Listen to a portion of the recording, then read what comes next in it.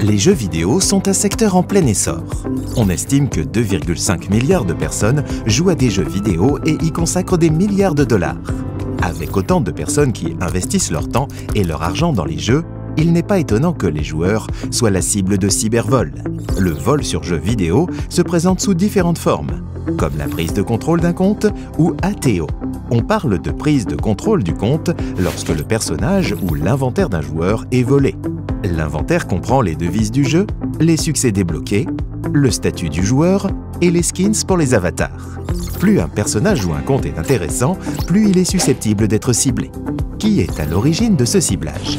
Les nouveaux joueurs qui ne veulent pas passer le temps ou n'ont pas les compétences pour monter en niveau. Il existe également des fraudeurs qui s'emparent de comptes pour revendre des stocks ou qui emploient des bots pour gagner de l'argent sur une plateforme de jeu. Les joueurs sont menacés par la fraude dans les jeux qui peut affecter leur vie réelle. Des inventaires de jeux, des hacks ou des triches peuvent être proposés, mais il s'agit généralement d'une escroquerie visant à voler les données d'un joueur. Les joueurs peuvent être incités à révéler leurs informations de connexion ou de compte. Ils peuvent être incités à télécharger ce qui s'avère être un malware ou un ransomware.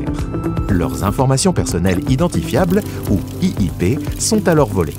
Les IIP comprennent la localisation du joueur, ses informations d'identification, ses numéros de carte de crédit, ses portefeuilles Bitcoin, etc.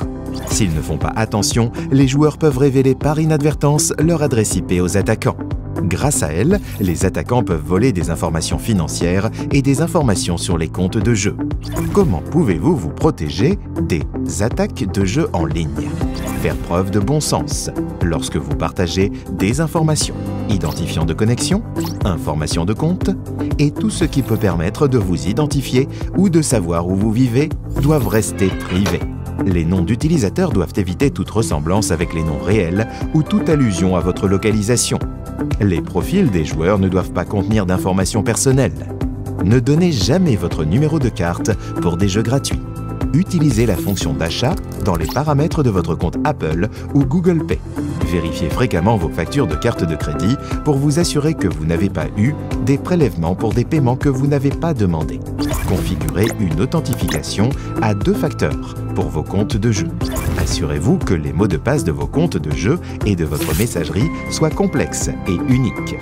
Pour vous protéger, découvrez les produits de Kaspersky, lien dans les descriptions.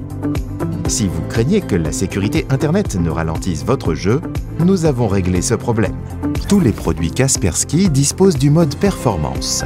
Dans ce mode, Kaspersky ne lancera pas de tâches d'analyse et de mise à jour et n'affichera pas de notifications. Vous êtes assuré de disposer des ressources de votre système lorsque vous vous battez, faites la course et résolvez vos problèmes dans vos jeux préférés. Protégez votre plaisir de jouer et votre tranquillité d'esprit.